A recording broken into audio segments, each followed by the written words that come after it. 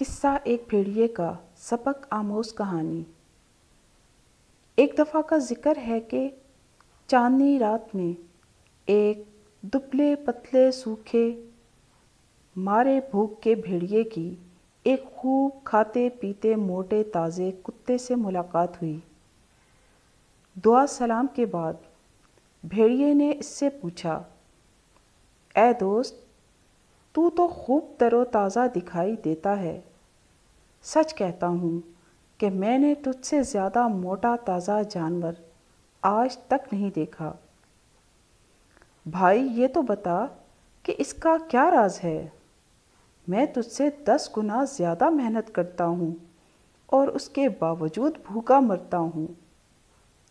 کتا یہ سن کر خوش ہوا اور اس نے بے نیازی سے جواب دیا، اے دوست، اگر تو بھی میری طرح کرے تو مجھے یقین ہے کہ تو بھی میری طرح خوش رہے گا۔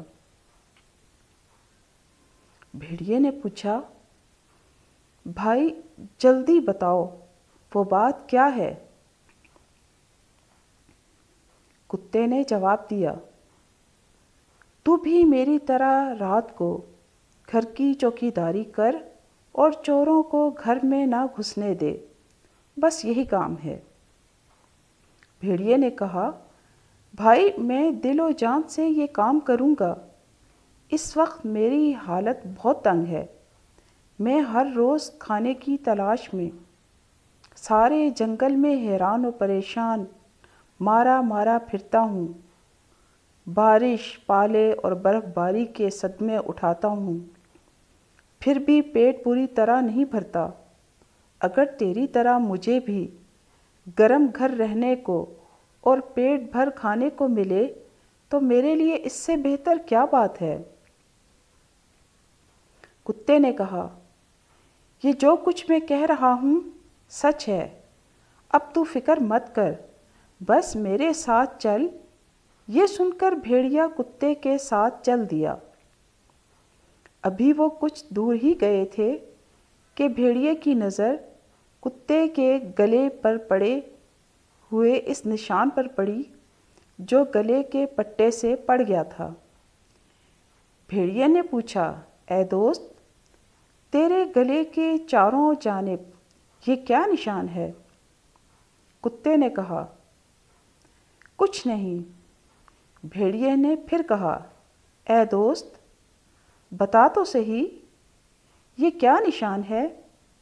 کتے نے دوبارہ پوچھنے پر جواب دیا، اگر تو اصرار کرتا ہے تو سن۔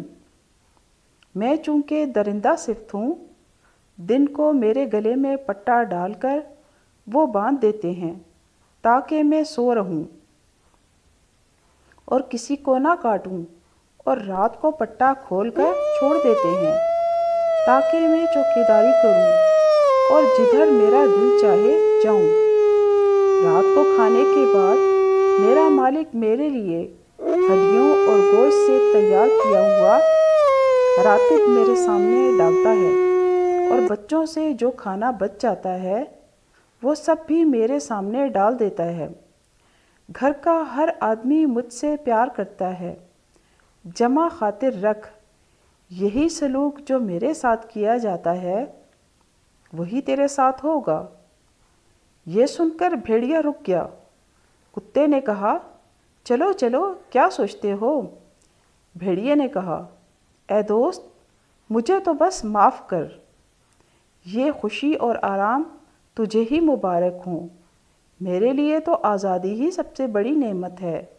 جیسا تو نے بتایا اس طرح اگر کوئی مجھے بادشاہ بھی بنا دے تو مجھے قبول نہیں۔ یہ کہہ کر بھیڑیا پلٹا اور تیزی سے دوڑتا ہوا جنگل کی جانب چل دیا۔